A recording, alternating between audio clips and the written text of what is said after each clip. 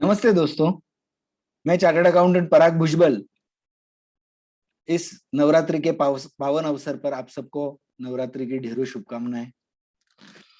इस नवरात्रि के पावन उत्सव पर मैंने 9 ऐसे शेयर्स लाए हैं जो कोई भी नया इन्वेस्टर हो तो जिनको स्टॉक मार्केट में इन्वेस्टमेंट करना है, नए इन्वेस्टर्स है, कौन से शेयर्स में इन्वेस्ट करना चाहिए ये जिनको समझ में नहीं आ रहा है उनके लिए मैंने ऐसे 9 शेयर्स, 9 रत्न जिनको बोल सकते हैं, इस नवरात्रि के पावन अवसर पर मैं ढूंढ के लाया हूं।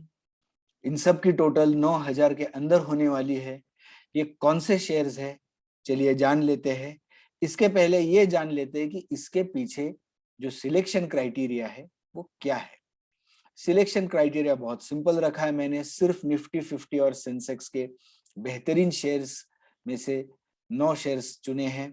कंपनी स्टेबल भी होनी चाहिए, ग्रोथ ओरिएंटेड भी होनी चाहिए। एक सेक्टर में से हमने सिर्फ एक ही शेयर लिया है, एक बिजनेस ग्रुप में से एक कंपनी, और इन सब का मिला के 9,000 के अंदर ये 9 शेयर्स हम कैसे ले पाएंगे, चलिए जान लेते हैं। पहला शेयर है रिलायंस इंडस्ट्रीज। 8 अक्टूबर 2021 में इसका क्लोजिंग रेट था 2671 रुपया।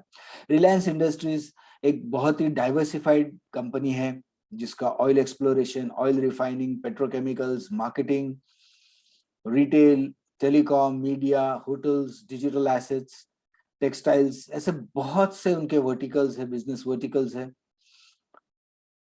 निफ्टी और सेंसेक्स का हाईएस्ट वेटेज इस कंपनी का है।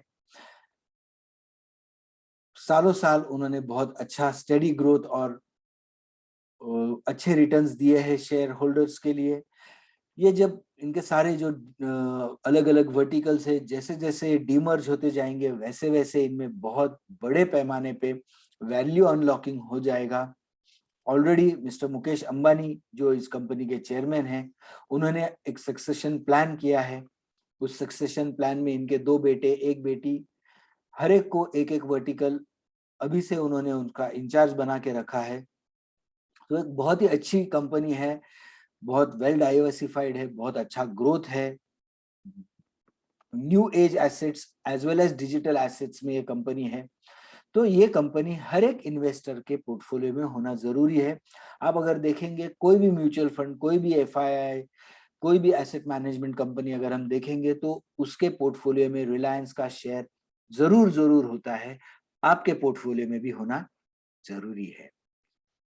दूसरा शेयर देखते हैं, वो है इंजीनियरिंग और construction giant Larsen and Toubro, जिसको एलएनटी के नाम से भी हम पहचानते हैं। 8 अक्टूबर को 1727 1727 रुपए को ये क्लोज हुआ है। एक बहुत बड़ी इंजीनियरिंग कंस्ट्रक्शन जायंट है, बहुत बड़ा ऑर्डर बुक रहता है इनका, बहुत डाइवर्सिफाइड ऑपरेशंस है। एलएनटी आईटी में भी है, फाइनेंस में भी है, इंजीनियरिंग कंस्ट्रक्शन में तो इनका कोई हाथ ही नहीं पकड़ सकता, इतना बड़े पैमाने पे वो काम करते हैं। गवर्नमेंट के जितने भी एम्बिशियस प्रोजेक्ट्स है वो सारे के सारे एलएनटी ही एग्जीक्यूट करती है। बहुत ही अच्छा कॉर्पोरेट गवर्नेंस का रिकॉर्ड है कंपनी का। ये भी एक इन्वेस्टर फैंसी कंपनी है, तो ये भी आपके पोर्टफोलियो में होना जरूरी है।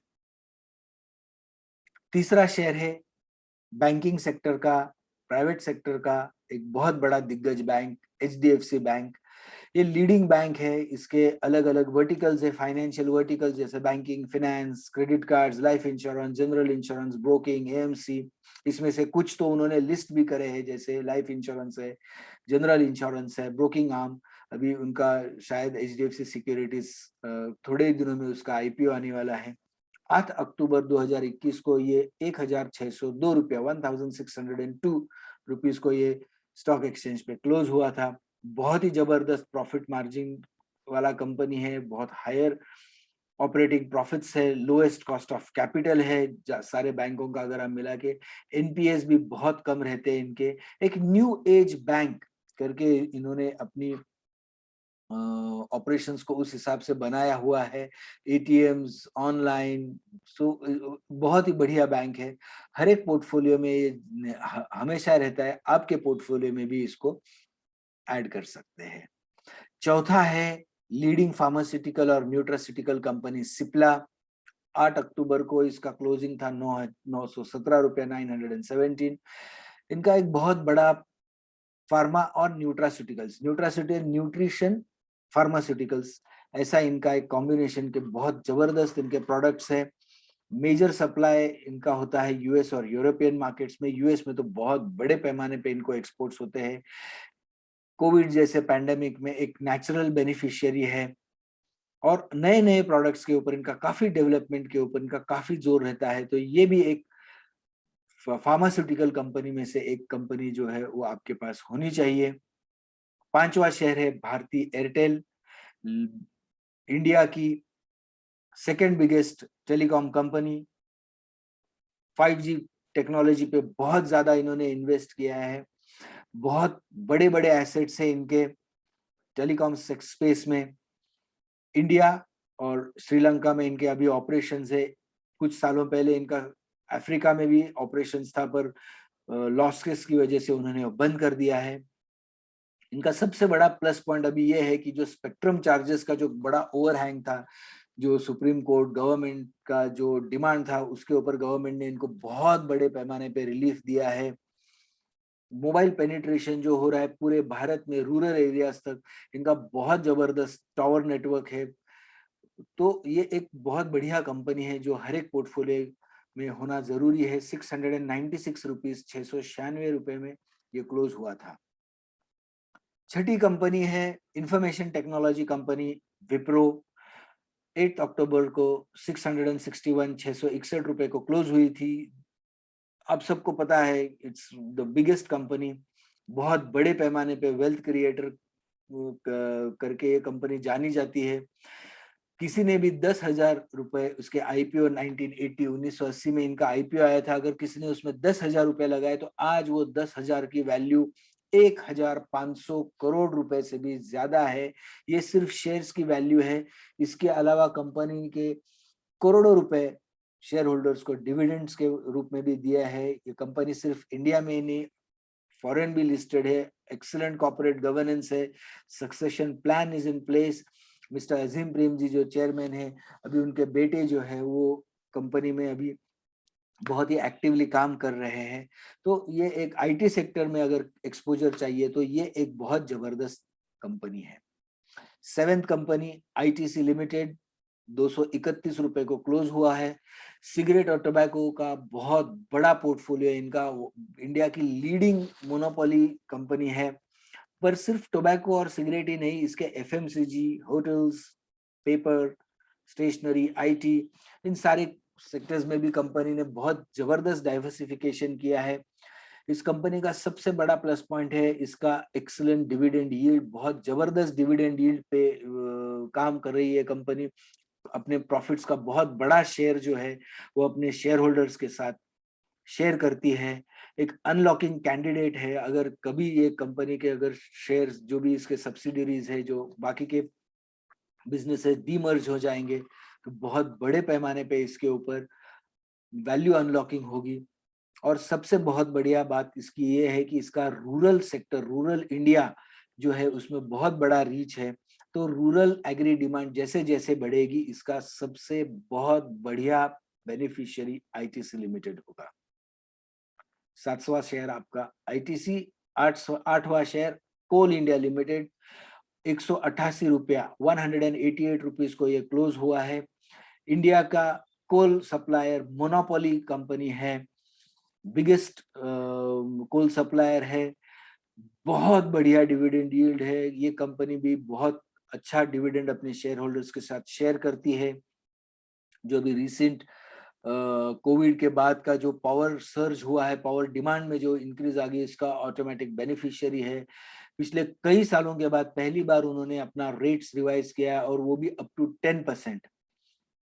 बहुत जबरदस्त कंपनी है। ये एक पब्लिक सेक्टर महारत्ना कंपनी है। हर पोर्टफोलियो में ये कंपनी होनी चाहिए। मैंने आईटीसी, कोल इंडिया और आगे की जो कुछ कंपनियां हैं उसको मैंने खासकर इसलिए सिलेक्ट किया है कि ये एक बहुत बढ़िया डिविडेंड प्ले है। तो डिविडेंड प्ले होने की वजह से आपके कुछ शेयर्स हाई ग्रोथ में रहते हैं और कुछ शेयर्स आपके पोर्टफोलियो का रिटर्न्स अच्छी तरह से बैलेंस करेंगे, क्योंकि वो बहुत बढ़िया आपको डिविडेंड यील्ड देता है। चलिए देखते हैं जो लास्ट कंपनी है जो हमने आपके लिए सिलेक्ट करके लाया है, वो है पावर ग्रिड। पावर ग्रिड भी 188 रुपीज को के दरमियान चल रहा है। इंडिया का बहुत बड़ा पावर डिस्ट्रीब्यूशन नेटवर्क है जिसको नेशनल ग्रिड बोलते हैं। Excellent dividend yield, power shortage जो अभी चल रहा है उसका बहुत बड़ा बेनिफिशियरी हो सकता है। इनका एक टेलीकॉम नेटवर्क भी है जो रूरल एरियाज में बहुत अच्छा चल रहा है। तो ये एक बहुत बढ़िया रूरल प्ले भी है और बहुत बढ़िया प्रॉफिटेबिलिटी है कंपनी की, पब्लिक सेक्टर अंडरटेकिंग है। तो ये कंपनी में हर एक पोर्टफोलियो में हो सकती है। ये जो भी हमने कंपनी आपको बताई है, these are not a buy or sell recommendations, these are only recommendations of how you can analyze। आप किसी भी कंपनी को कैसे एनालाइज कर सकते हैं, आपका पोर्टफोलियो कैसे बनाएंगे। कुछ शेयर्स आप ग्रोथ ओरिएंटेड रख सकते हैं, कुछ शेयर्स आप स्टेबिलिटी के लिए ला सकते हैं, कुछ शेयर्स आप अच्छा डिविडेंड यील्ड जो आपके पोर्टफोलियो का ओवरऑल प्रॉफिटेबिलिटी जो है, जो rate of return of the portfolio वो बैलेंस करेगी, ऐसा पोर्टफोलियो बनाना जरूरी है। हमने ये सोचा कि ये कुछ 9 बढ़िया शेयर्स आपके साथ शेयर करेंगे। अगर आपको ये अच्छे लगे होंगे तो लाइक जरूर करिएगा, हमारा शेयर करिए इस वीडियो को आपके दोस्तों के साथ, उनका भी बेनिफिट हो जाए इससे। अगर आपका कोई कमेंट रहेगा तो हमको जरूर बताइए, हमारी टीम ही आपके कमेंट्स जरूर पढ़ेंगी। और चैनल को जरूर सब्सक्राइब करिए। ऐसे ही मिलेंगे किसी दूसरे वीडियो में, तब तक के लिए नमस्ते, धन्यवाद।